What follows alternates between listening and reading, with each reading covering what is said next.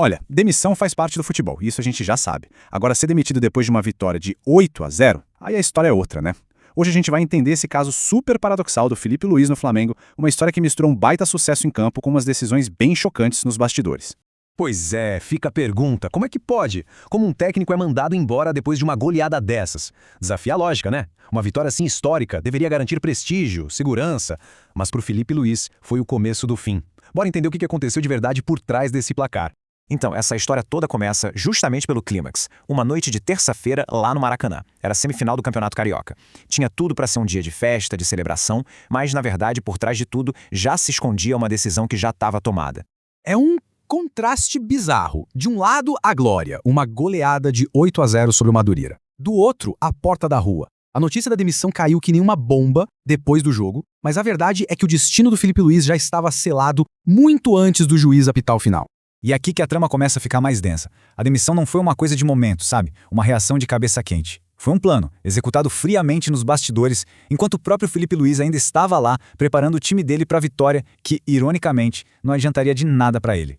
A cronologia dos fatos revela tudo. Olha só, na sexta, depois de uma derrota na Recopa, a diretoria já começou a conversar com um novo técnico. Chegou o fim de semana, o acordo com esse cara, o Leonardo Jardim, já estava fechado. Isso significa que, na terça-feira, o Filipe Luís comandou o time naquela goleada histórica, sem nem sonhar que já estava, na prática, demitido.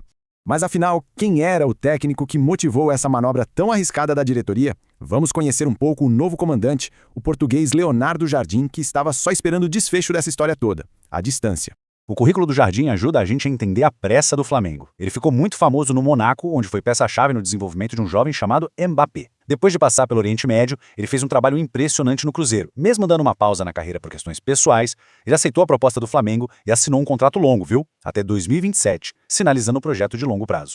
Só que toda essa negociação de bastidores teve um custo humano. A forma como a saída de um ídolo foi conduzida acabou deixando feridas abertas, tanto no Filipe Luís quanto no próprio elenco. A cena da despedida mostra o lado mais pessoal disso tudo. Logo depois da coletiva de imprensa, o Filipe Luís foi até o CT num dia de folga só para se despedir. Ele estava visivelmente emocionado, chorou ao lado dos jogadores, com quem ele tinha uma ligação muito forte. Foi um momento que expôs a frieza que existe por trás do negócio do futebol. A forma da demissão gerou críticas pesadíssimas, inclusive de outras lendas do clube. O Júnior, um dos maiores ídolos da história do Flamengo, não economizou palavras. Ele classificou a atitude da diretoria como desrespeitosa. A fala dele mostra como essa decisão arranhou a imagem da gestão até com seus próprios ícones. E isso tudo nos leva ao coração do conflito. De um lado, a gente tem a justificativa da diretoria. Do outro, os números do trabalho do Filipe Luís. Vamos analisar essa contradição.